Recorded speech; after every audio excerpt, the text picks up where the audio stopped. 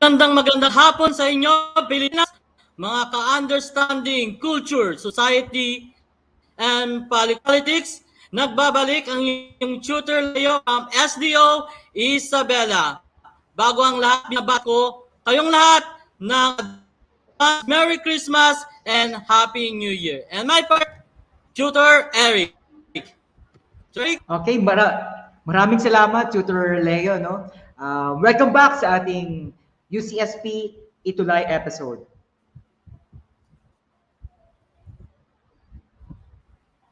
Ang ating pag-aaralan ngayon ay suggest ways to address social inequalities. Ayan, Tutor. Okay, so actually, no, si Tutor Leo ay hindi na guest tutor, no? Talagang resident tutor.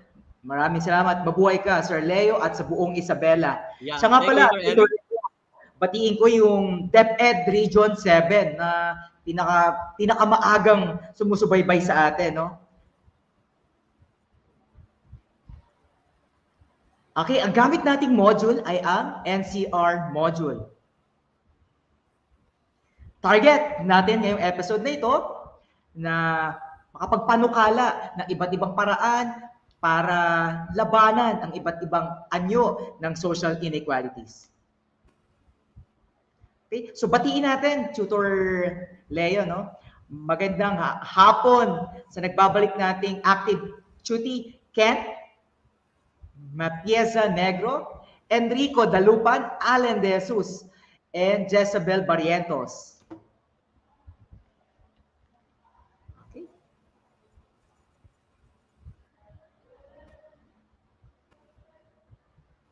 Tutor Leo?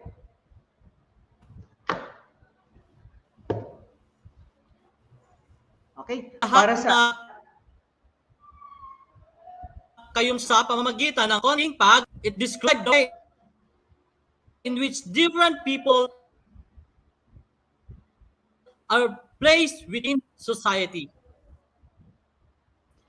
Okay, i-type ninyo yung letter na inyong sagot, no? Okay. This is review question number 1. Okay, balikan natin, no? Okay. Si Kent, isa sa pinaka-active nating pinaka-active nating duty last week. Okay. Antay pa tayo ng ibang sagot. Kent, baka pwede pang magpalit ng sagot. Okay? Is it classification, ranking, or stratification? Okay, Sir Leo? Tutor Leo?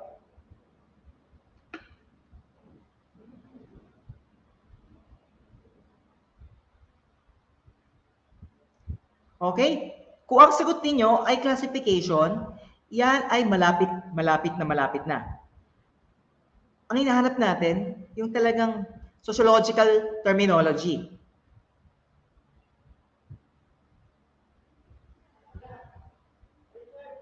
Kung ang sagot ninyo ay stratification, yan ang tamang sagot.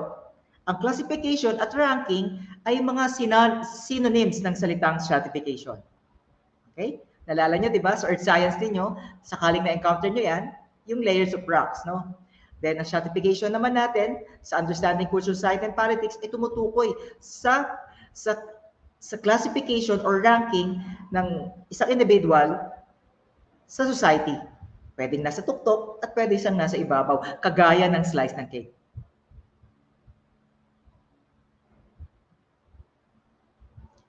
Okay? Review question number 2. It is the total economic asset of an individual or family. Power, prestige, or wealth. Kung maalala nyo sa nakaraang episode, naging tila genie si Tutor Leo, no? Ito yung concept na advocacy ni Max Weber.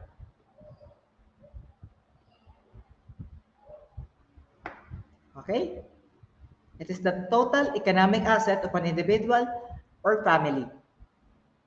Kung ang sagot ninyo ay prestige, hindi yun ang tawang sagot. Pagkat ang tawang sagot ay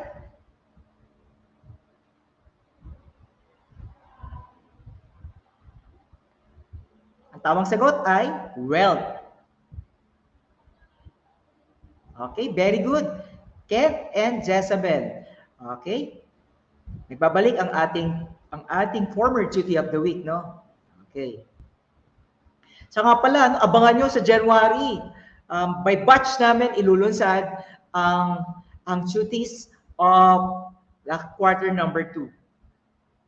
Okay? So binago namin ni Tutor Leo yung ano, no? Babagitin namin sa next episode sa January 2022. Kaya abangan nyo lang, no? Malay nyo, baka si Ken, si Jezabel ay mapabilang sa ating duty of the week. Okay? Pasok lang, Tutor May. Ayan, nagpapalik. Okay. Ang signal, sir. Okay? Question number 3 na tayo, Tutor Leo, no? Okay. Karl Marx believed that social stratification is influence economic forces. These two groups are what? The capitalist and the black. Letter A, B, and C. Okay? So si Karl Marx, no, yung nagsasabi na may dalawang nahati sa dalawang grupo ang lipunan natin, no? Yung una, yung mga kapitalista, at ano yung pangalawa? Okay? Okay, So, mga anak, don't magandang forget hap- again to share our link sa mga iba nating classmate and please like and heart sa ating session na ito. Huwag Salamat. po kakalimutan ang pangalan ng school ninyo, no? Para ma-identify natin yung ating mga most supportive schools. Okay? So ang sagot ni Base Helga ay proletariat. Yan ang tamang sagot.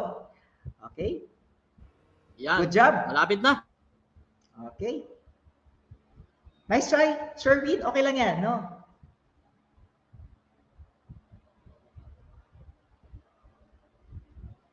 Tutor Eric. Yes? Tutor Leo? Okay. Due to this pandemic, a wealthy businessman A wealthy loses- lose. So nalugi yung taong ito. So it is upward mobility or downward mobility. I-type ang sagot kung upward or downward mobility. Upward So, saka downward. napag-aralan natin sa mga nakarang episode, no, na sa kabila ng mga inequality sa ating lipunan, maswerte tayo dahil merong tsansa, no, yung tinatawag na social mobility. Okay? At ang isang pasaporte natin sa social mobility ay ang edukasyon.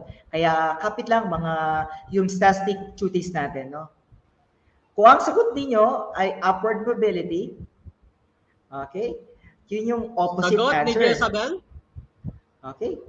Jezabel ay downward mobility. Ganon din si James, no?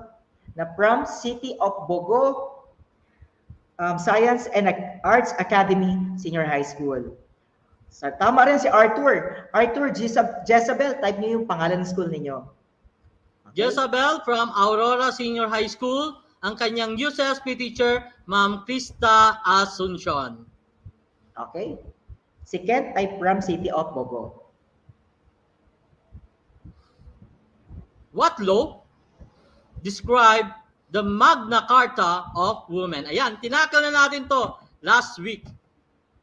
Okay? So, kita natin symbolism dito, no? Kulay pink, it represents women. Rights nga. for women. Naalala Yan ang niyo ba hinanap to? natin. Napakahalaga ng batas na ito, no? Okay? Letter A, B, or C. Kung ang Comment sagot down, ninyo, mga anak. kung ang sagot ninyo ay letter A, which is RA 8371, okay, hindi yun ang tamang sagot dahil ang batas ng 8371 ay pumoprotekta sa ating mga indigenous people. So, 50-50 na lang, Tutor Leo, no? Dalawa na lang. Letter B or letter C. Comment down, mga anak. Okay? So, antayin natin ang sagot ni Sherwin Pagal,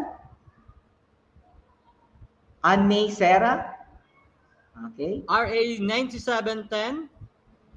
or 6725. Ang sagot Okay. ni James Masunten, sir. Correct kaya? Si James Masuangat, on display ang kanyang pagiging former Duty of the Week. Ang tamang Okay, sagot James? ay RA 9710. Yung 6725, yan yung amendment sa ating labor code kung saan hindi pinapahintulutan na estado ang hindi pantay na compensation sa lalaki at sa babae. Tama yun, Tutor Eric. Kailangan walang kinikilingan sa pag-assess sa babae sa tuwing mag-apply siya sa trabaho. That is RA 6725. Where in 9710, okay, rights of yun women. Yun yung global dream, no? Yung mapababa natin yung compensation wage ng babae at ng lalaki. Madalas kasi, Tutor Leo, parehas ng trabaho, pero nakakalungkot, yung mga kababaihan ay mas mababa ang natatanggap nilang kompensasyon, no? Okay. Tutor Leo. Okay. Mga ka-Yumstastic learner, ready na ba kayo sa tanong na ito? Imagine, nagbiyahe ka sa napakahabang biyahe sa aeroplano. Okay? So, ang sabi ng isang agent doon, there are 4 seats kung saan ka pwedeng tumabi. Okay?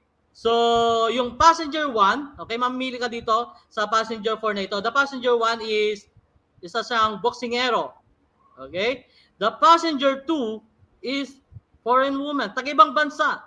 The passenger 3 is PWD. And the passenger 4 is elder with tattoo. Marami siyang tattoo dito sa kanyang katawan. Okay? Sino sa kanilang 4 ang pwede mong tabihan? Isa lang. Okay. Comment down your answer below or chat box. Okay. Don't forget Sa again, panahon ng pandemic, Tutor Leo, medyo nalilimitahan natin yung biyahe natin, no? Kaya maganda 'to activity natin, at least na-imagine natin na posible na ang lahat. O nga, Tutor Eric. Okay? Mga sagot, mga anak, passenger 1, 2, or 3, comment down your answer para makita namin ang inyong mga kasagutan.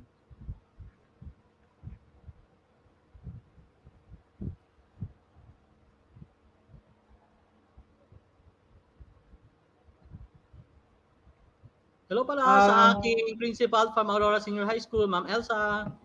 Okay. My head, Ma'am Ludi.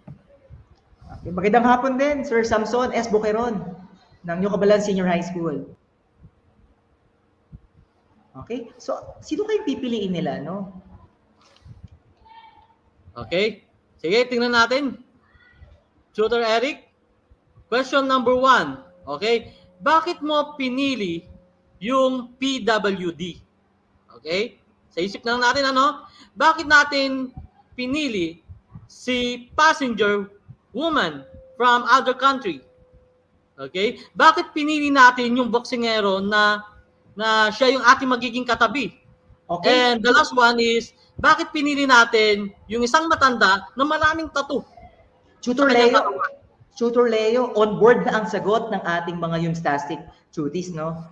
Sagot ni Manilyn Tolentino. Mamaya, tatype niya yung pangalan school niya, no? PWD. So, Manilyn, supportahan mo yung sagot mo, no? Sagot naman ni former Duty of the Week, James Masuangat, ay passenger 4.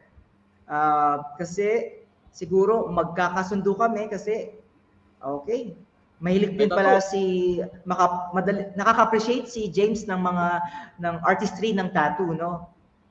Okay? Tattoo.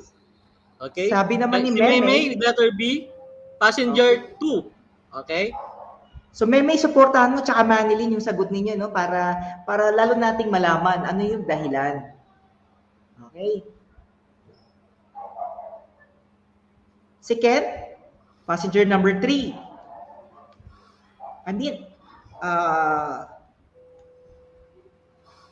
Okay, ang layunin ni Ken Piazza Negro ay bigyan ng pagkakataon na makaupo yung PWD. I'm willing to help and call the flight attendant for whatever she or he needs. Okay? Pag may kailangan siya, no, Tutor Eric, so pwede niyang tulungan yung PWD. Yun yung gustong sabihin ni Ken. Okay? Nice, Ken! No? Ganda ng sagot mo. Salute! Okay? Actually, open to, no? Open naman tong sagot na to. Tinitingnan lang natin yung kanilang pulso, no? Okay? So, Boxer, wala bang mamimili kay Boxer? Yun lang. Ayun lang piliin si Boxer. Bakit kaya? Baka Tutor Leo, baka pwede makakuha ng mga ano, no, fitness tips mula kay Boxer, no? Lalo, very, mataas na yung kaalaman ng mga Pilipino ngayon pagdating sa health, no? Okay? Pinili ni Manel ng PWD. Okay? Kasi baka meron silang rapport, no? Yan, very intriguing ang sagot ni Manely, no? Mostly PWD ang nakasagot, ano? Tutor Eric. Okay? Yan. Ang ganda ng tanong na to, no? What exactly did you want to know about them? Okay? Ano yung gusto nyo bang tanong na gusto mo makuha na information from sa kanila? Okay? Oo, no? Bakit sila PWD? Bakit umuman ito from other country? Ano kayo magiging kultura nila? Pwedeng ganoon. Okay, ang gandang opportunity, no? Kasi sabi nga natin, kapag nagkakaroon tayo ng intersection sa ibang kultura o sa ibang kapwa natin, kikita ang ating understanding ng ating society. Yes. No, napakagandang opportunity. Si James nga, tatanungin niya sa matanda, ma'am, ano yung tattoo mo dito? Anong symbolism niyan? Yun ang tatanungin siguro ni James. Napakaganda, no? So very, napaka-artistic mag-isip, no? Naniniwala that and every art has a meaning. Ayan. Yan. Nagkasundo kami ni James sa iniisip. Okay. Tungkol sa matandang si James, ready na sa kanyang subject na contemporary arts, no? Yan. Okay? Ang hindi lang nilang pinili ay yung Tutor Eric, ano yung hindi nila napili? Pinili? Oops. Okay. Ay, nakita. Okay. Sorry. I-reveal na natin, no? Kasi mga mystery ano natin, mystery passengers, no? Passenger 1, the fighter. Okay? Kilala natin si Glenn Donaire. Okay? Ilang beses niyang dinala ang pangalan ng ating bansa, no? Okay? Sa kanyang mga laban, no? Binitbit niya ang pangalan ng ating bansa, no? Yan. Okay? Indian. Okay? Sino kaya si foreign passenger woman pala? Magugulat kayo kung sino to. Tingnan niyo mabuti. Okay. Okay? Kilala niyo ba siya? Miss Universe 2021 Miss India. Okay? Yan. Siya ang magiging katabi ninyo sa eroplano. Di ba? Ang sosyal. Oo nga, no? Siguro ang gandang tanungin ng journey niya, no? Paano niya gagamiting entablado ngayon ang kanyang corona para makatulong sa lipunan? Eksakto, yun ang topic natin ngayon, di ba? Tutor Leo, no? Okay? Ibalik rin natin kaya yung tanong. Okay. What if yung ating mga Yumstastic Cuties ay nabigyan ng ganitong malawak na plataforma, no? Na platform, ano kaya yung ipupush nilang advocacy? Sige nga, type nyo nga sa ating chat box. Okay? Ipagpalagay na ikaw ay sa mga kababaihan natin, Miss Universe, kung ikaw na may lalaki, Mr. Universe, nabigyan ka ng napakalawak na platform. Ano yung social issue na plano mong talakayin? Opo.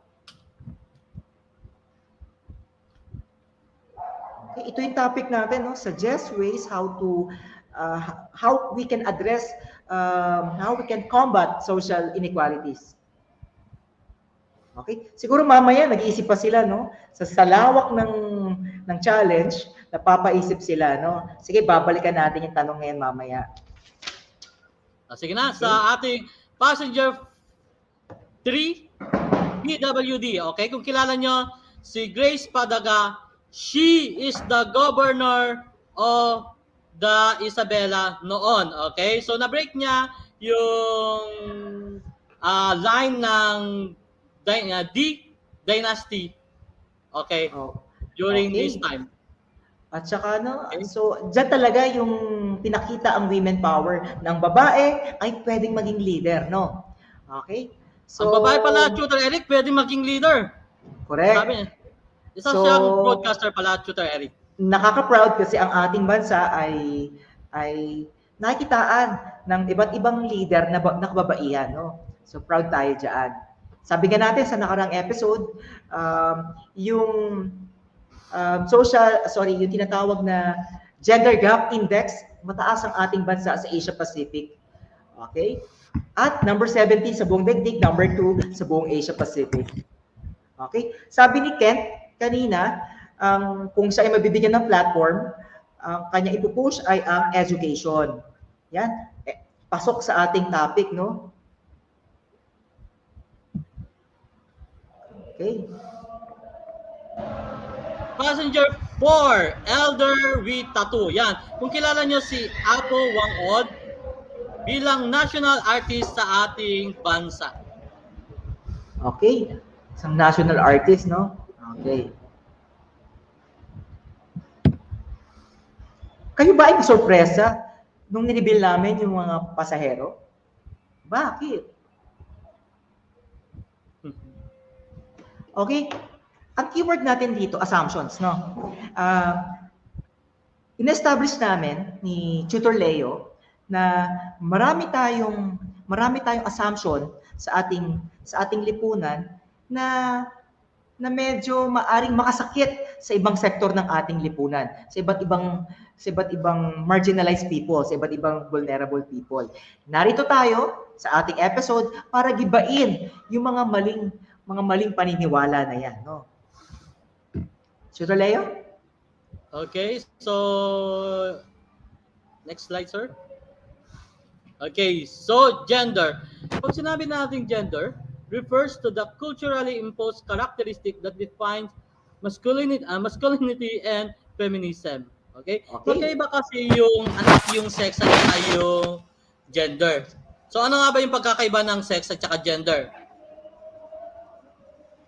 So, yung sex ay tumutukoy sa physical, samantalang yung gender, yan yung papel na inassign ng lipunan sa'yo, no? Pwedeng masculine, pwedeng feminine. Okay? It is sa sex kasi, sir, it is biological. So, ang classification nito kasi is based on reproductive organ and function. So, samantalang sa gender, sabi ko, it is acceptable roles and attitude in our society. Okay. So, isang halimbawa nito, Tutor Leo, yung pregnancy, no? Ang pwedeng maging pregnant, babae. Yun ang sex, no? Pero, gender-wise, pwede rin maging mabuting parent, maging caregiver, ang isang lalaki. Okay? So, hindi makakabawas sa pagkalalaki ng isang individual kung sakaling siya ay mag-aalaga ng kanyang anak, no? Kasi alam mo, Chito Eric, nung bata pa tayo kasi, ini-impose na sa atin, sa utak natin, kung ano yung magagawa ng lalaki sa babae. Halimbawa, pagluluto, girl, hindi ba pwede magluto ang mga lalaki? Parang ganun, tutor eh. Engineer, sino pwede maging engineer? Boy, hindi ba pwede maging engineer yung mga babae? That's it. That is yung nagiging problema sa atin. Yun yung sinaisip sa atin ng ating mga elders during nung bata pa tayo. Kaya maswerte tayo, Tutor Leo, na meron tayong subject na kagaya ng Understanding Culture, Society, and Politics dahil unti-unting lumalawak ang ating kaalaman sa mga tila tabu na topic ng nakaraan. Yes, nagkakaroon po tayo ng education for that. Okay. Hello? Okay, ano pa kaya? Ano kayang nagiging problema? Tingnan natin yung, halimbawa meron tayong hagdan, okay? So, sa hagdan na ito, okay, kung makikita natin yung babae at saka yung lalaki. Wait lang, Tutor Leo. Abangan natin, baka si mga cuties natin, kaya interpret to, no? Sa husay ng mga to, no? Pero, last week, nalala nyo, napakagaling yung batch na yon. Pero feeling ko, mas magaling tong batch na ito, no? Okay? Yung statistic cuties, no? Kindly interpret this image. Hello, magandang hapon, Hazelin Duarte. Okay? Yan, no? Isa sa mga masugid na estudyante mismo ng ating Tutor Leo. Okay? Type nyo lang. Okay, sulat ang sagot. Okay? Hinahamon namin kayo, Kit, Chelsea, John Lee, Grace, Kent, James, Meme, interpret nyo itong image na to. Okay? So, makita natin, may dalawang ano rito, no? Yan, may nag-ano na, no? May nag-comment na kaagad, no? Okay. Antayin lang natin. Okay? Tutor Leo, unahin mo na yung ano, yung mas madali. Habang inaantay natin yung mga sagot ng ating mga tuties. Okay. So, anong nangyari sa babae at saka yung lalaki? There is ang comparison dyan kasi is, wala pa bang sumagot, mga anak? Nagka-type pa probably, Tutor Leo. Sige. Unahan mo na, Tutor.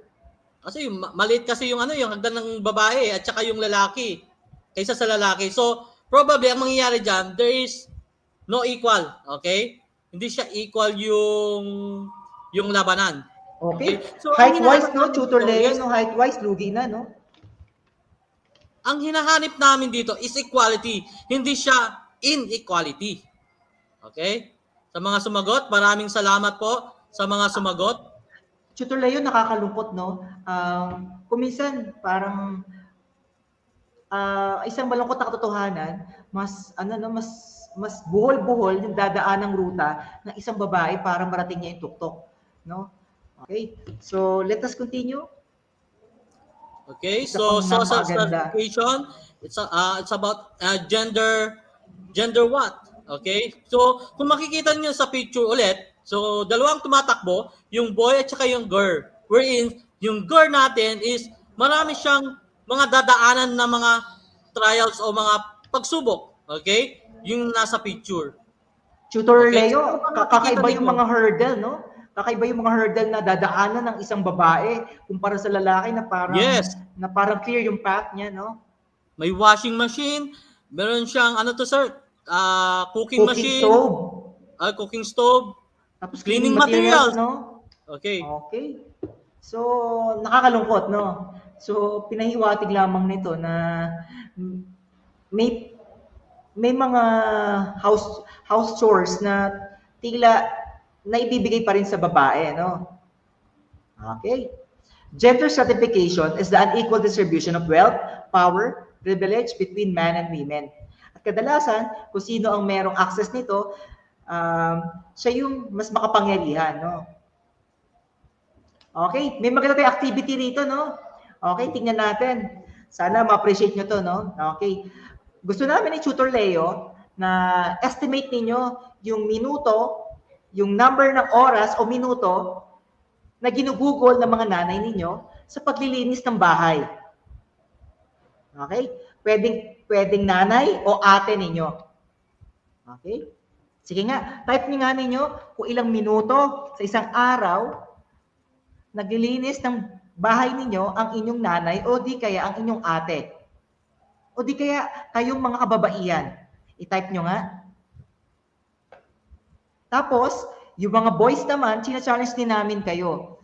Type nyo rin yung bilang ng minuto na ginugugol ng mga tatay ninyo sa paglilinis ng bahay. Okay? Tutor Leo. Para sa akin, kahit yung nanay ko, kahit pagod na pagod siya sa trabaho, galing sa trabaho, ayan, kahit every oras siyang naglilinis sa kusina, sa banyo, Okay. sa sala namin, parang hindi matapos-tapos ang kalat. May instinct yung mga nanay natin, no, na talagang hindi nila kayang tiisin, no, yung ano ng bahay. Sagot ni James, no? Okay. Si nanay niya raw ay 1 to 2 hours po, no? Okay. Sige, may sumagot ng babae. At paano naman sa lalaki? Sa tingin nyo, higit kaya roon yung oras ng o mas mababa? Uy, yan. Okay. Question number 2. Sa inyong palagay, ilang minuto naman ang ginugugol ng magulang ninyo sa paghahanda ng pagkain ninyo? Ayun, nasabi ko kanina yung pagluluto. Yan, okay. Siyempre, mga nanay, ang unang tanong niyan, gutom ka ba, no?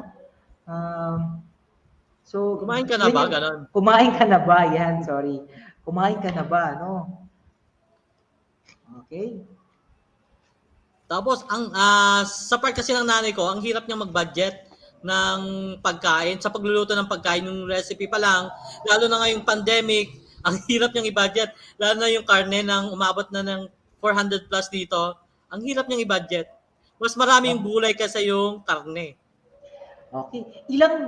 Gaano katagal naman ginugugol ng mga magulang yun sa paglalaba? Okay. Ang tatay kaya natin, naglalaba pa ba? Sagot ni Ken, 1 o 2 oras na naglalabang kanyang nanay. Yan, no? Okay. Sana tumulong ka, Ken, sa pagtutupi, ha? Yung nanay ko, ako yung nagbobomba sa poso namin nung bata kami. Speaking of bomba, okay, ilang minuto ang ginugugol ng nanay mo sa pag-iigib ng tubig, no? Okay? Hati rito ang ating mga viewers, no? Kasi may mga ibang lugar na mahirap talaga ang tubig, no? Sa ibang lugar naman ay tila talagang regalo ang tubig, no? Kaya learn to appreciate and conserve water.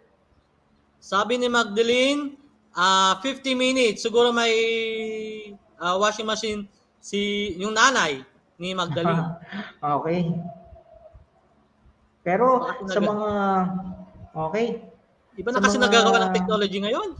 Correct. Sa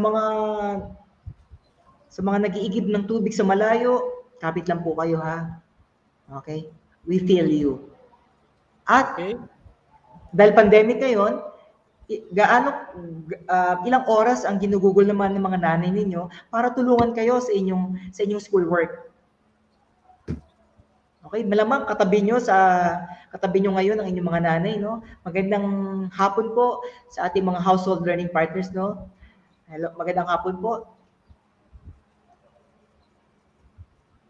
Okay, kahit may washing machine, no? 2 to 3 hours pa rin. Ang nagbabagang tanong, Tutor Leo, bakit natin nilalagyan ng numero ang lahat ng mga gawain ito? Bakit kailangan natin i-quantify yung ginugugol na oras ng mga nanay natin? Okay? Bakit mahalaga na ma-quantify natin? Dahil ang makalungkot na katotohanan, underpaid yung kanilang trabaho, no? Overwork, underpaid. So, ito yung... Tutor Eric, siguro yung kung pagbabase ng trabaho, yung pagiging nanay, sila na siguro yung pinakamataas yung sweldo. Kung tutusin natin ngayon, ha? Kung mabibigyan ng compensation, itong mga trabaho na binanggit natin, malamang ano sila, no? Mayaman na sila probably ngayon. Pero dahil underpaid, walang bayad totally, saludo tayo sa mga kababaihan, sa mga nanay, no? So, sana sa mga kalalakihan na nanonood ngayon, ito yung sana, no, maging opportunity para tumulong tayo sa mga gawaing bahay, no? Okay? Nakakadagdag sa ating pagiging lalaki ang maka-empathize sa bigat ng trabaho ng mga kababaihan, no? Okay, may word tayo dito. May mga terminologies tayong hinahanap, no? Hello, Ian Reglos. Okay, sagutan natin to mga Eumstastic learner. Race. Okay, yung tinatawag na racial inequality, no? Ano kaya yung word na pwede mabuo dito? Very good, Jezabel. Okay, very good, Patrick Antalan. How about this word? How about this jumbled words, jumbled letters? Very good, Chelsea. Keep it up. Ang tamang sagot ay ethnicity. Ang pinakamabilis ay si Jezabel. Kent, sinugandahan, no? Ito yung binabanggit natin, no? Ang isa sa mga mainit na topic sa ating mga indigenous people, yung pag-grab ng kanilang mga tirahan, no? Pinoprotektahan ng ating constitution, ng ating batas, yung karapatan nila sa kanilang mga panahanan, no? Nakakalungkot, minsan naiipit sa conflict, at minsan sa ngalan ng development, inaangkin ng kanilang mga tahanan. Ang isang masamang Implikasyon nito, pwede ring ma-damage bukod sa nawalan silang tirahan, pwedeng ma-damage yung ating environment.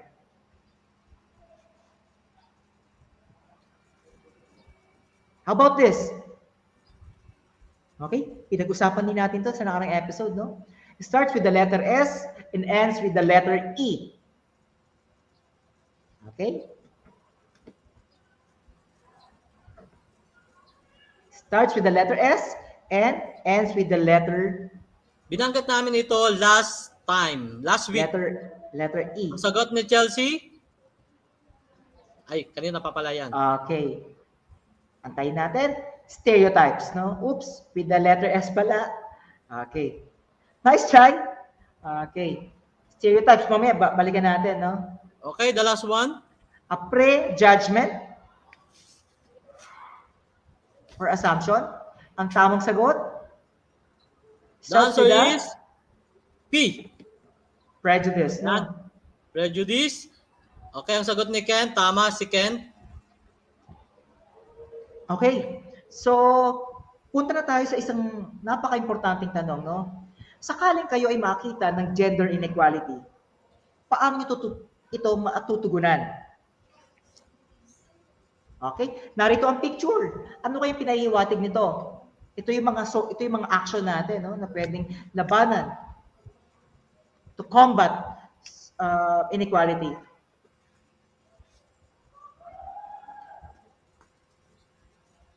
Okay? Ano kaya? Okay, may kita kayong wall at merong malaking hammer. Okay? Sa'yo pala, guys. Sinabi ko yata to last meeting, Tutor Eric. Kanina sabi Nabasagin natin, ang stereotypes. yan, gibain, basagin natin ang stereotype. Okay? Speaking of stereotype, ang isang kadalasan naririnig natin, babae kasi. Babae kasi. Okay. Kasi babae siya. Halimbawa, Tutor Leo, no, sa isang driver, no, parang na may stereotype na ang mga babaeng driver ay secondary. Okay? So, hindi po totoo yan, no? So, napakalaki ng opportunity ninyo, mga Yumstastic cuties natin, na maging agent of change, no? Basagin natin itong mga stereotypes na to, no? Next one, kung nakikita ninyo sa picture, buntis kasi. Okay? So, Okay. ano magagawa ninyo? Okay? Ang isang paraan ng gobyerno, mapababa natin yung teenage pregnancy, no? Okay? Yung education, isang malaking armas diyan, no? Okay. Speaking of education, magkwekwento tayo dito, no?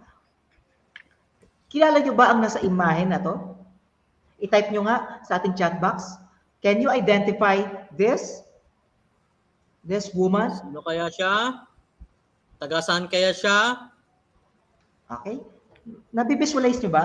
Medyo cartoonize kasi dito, no? Tutor Leo, no? Kilala nyo ba yan? I-type nyo nga sa ating chat box. Kung hindi naman Tutor Leo, hint. Sige, buksan na natin ang kwento. Okay? Okay, once upon a time, meron isang babae na gusto-gusto niyang mag-aral. Okay? So, nakatira siya sa mga political leader and itong mga leader na ito, ayaw siyang papasukin sa school.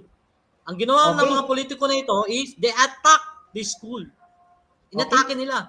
Si Magdalene tsaka si Kent, siguro magkakaroon na ideya sa mga susunod pa nating clue, no? Okay. Next. Okay. Ano?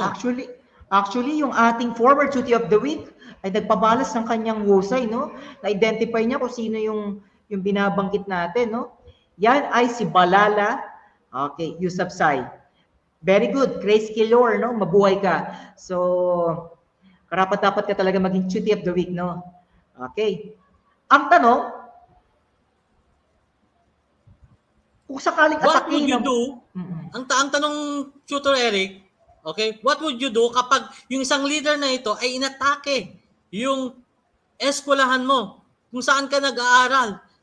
At ang lahat ng mga babae, hindi pwedeng mag-aral doon. Okay? Bibitinin Yan ang natin ang tanong. sagot nila, no? Ano kayang ginawa ni Malala? Okay? So, ginamit niya, ano siya, no? Take note, no? 11 years old lang siya nung panahon na ito, no? Batang-bata. Okay. So, ang sagot, Okay?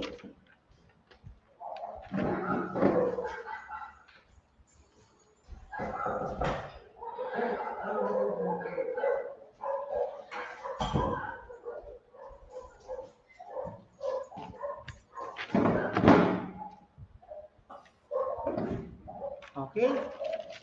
So, nakakabilib, no? Dahil sa mura niya edad, nakagawa na siya ng speech at nakagawa pa siya ng vlog.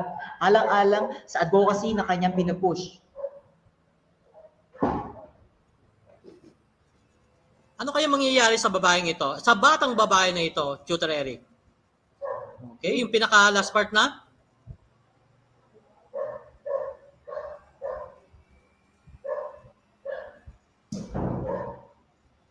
Nakakapangilabot, no? Dahil ang pinaka malubang na kamit ni Malala para sa kanya advocacy, siya ay binaril. Yes. Okay, binaril sa Tinamaan ulo, siya. no? Okay, nang bala ng baril sa ulo. Ulo. Okay? Thankfully, napakagaling ng medical team. Dinala siya sa ibang bansa na siya ay taga At Pakistan, no? na-revive yung kanyang buhay. Ng mga international doctors, no? Okay. Dahil diyan, siya yung pinakabatang Nobel Peace Prize awardee natin, no? So mabuhay si Malala, no? So sana, no? Ako tumataas ang balahibo ko every time I read her story dahil pambihira ang kanyang pinamalas na tapang at commitment sa ngalan ng education. Okay?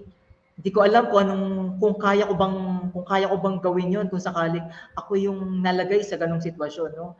Pero thankfully to her, nagkaroon ako ng inspiration, no?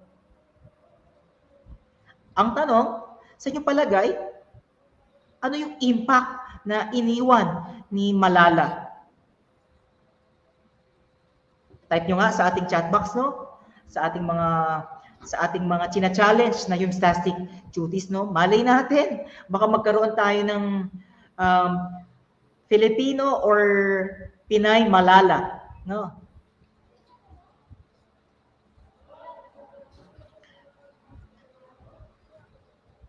Actually, Malala is a vlogger. So, napakamura niyang edad, malaya siyang naisasabi ang kanyang saloobin sa buong mundo. Okay? Kahit anong pagsubok ang nangyayari sa buhay niya, okay, matapang siyang harapin ang pagsubok. Tutor Leo, babalikan natin kanina yung pang Miss Universe nating question, no? Okay? Yung pang Miss Universe nating question. Pero this time, okay, pwede ka bang maging Malala sa ating mga Eustastic duties, no? Pwede ka bang maging Malala?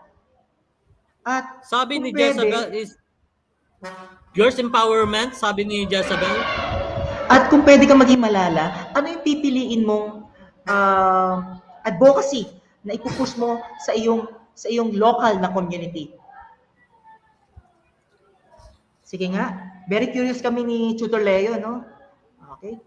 Sa mga taga Bogo, Isabela, okay? Type nyo ang inyong sagot, no? Sa Olongapo, Subic, okay? Type nyo lang ang inyong sagot, no? Ano kaya yung pipiliin yung advocacy, no? Okay?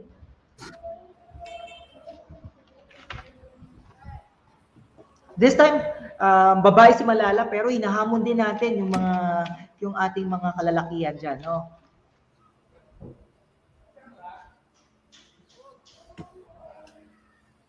Okay?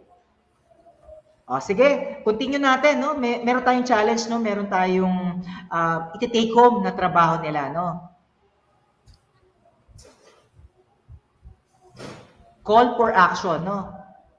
Okay? Hinahamon namin kayo. May pa-contest kami ni Tutor Leo. Okay? Create an infographic that will empower the youth to take action against social inequality. Kanina si Malala ay nag-vlog. Kayo naman, magpapakamalala rin kayo, pero this time gagawa kayo ng infographic or any medium that will empower the youth in your area against social inequality. Okay? So, ipipm nyo lang kami ni Tutor Leo at Tutor Eric, no? Para sa criteria, ito ang kailangan natin. Pasok dapat sa tema, no? 50%. Paano i-address? Malakas yung impact, 30%. Paano? Pero yung creativity is? 20%, no? Okay? Ipasa nyo lamang. Pwede nyong @ Tutor Eric, @ Leo. Antayin namin ang inyong dahil malay nyo, before the year ends, meron kayong matatanggap na premyo buhat sa amin ni GD, Tutor Leo, at ni Tutor Eric. Abangan namin yan, ha? Okay? Abangan natin. Excited na ako makilala yung mga malala ng mga understanding culture, society, and politics. Don't forget pala, kapag nagpasa sila Tutor Eric, sabihin nila yung school, yung advisor nila, at from saan sila, SDO. Anong section nila? Okay? Yan. Kukolektahin natin, no? Then siguro pipili tayo ng top 3, no? Okay. Yung malala, pwedeng malala ng Region 7, malala ng Region 2, Region 3, and so on, Region NCR. So, abangan natin yan. Excited na tayo, no? Okay. Kung meron kayong tanong, maaari nyo kaming i-private message ni Tutor Leo. Ako, si Tutor Eric, ang nagsasabing ang pinakamataas na marka na maaari makuha sa pag-aaral ng kultura ay pang-unawa. At kung may unawaan, tiyak na sisibol ang kapayapaan. This is your guest tutor, Sir Leo Angel from SDO Isabela. So abangan nyo lang ang ating mga magagaling na Unistastic tutors, no? Mula alas 4 hanggang alas 6. Para sa inyong feedback, puntahan ng form na ito or scan this QR code. Abangan si Tutor Sheila and Tutor Melchor. Hey, Merry Christmas! Merry Christmas! Malala, the brown malala, antayin natin.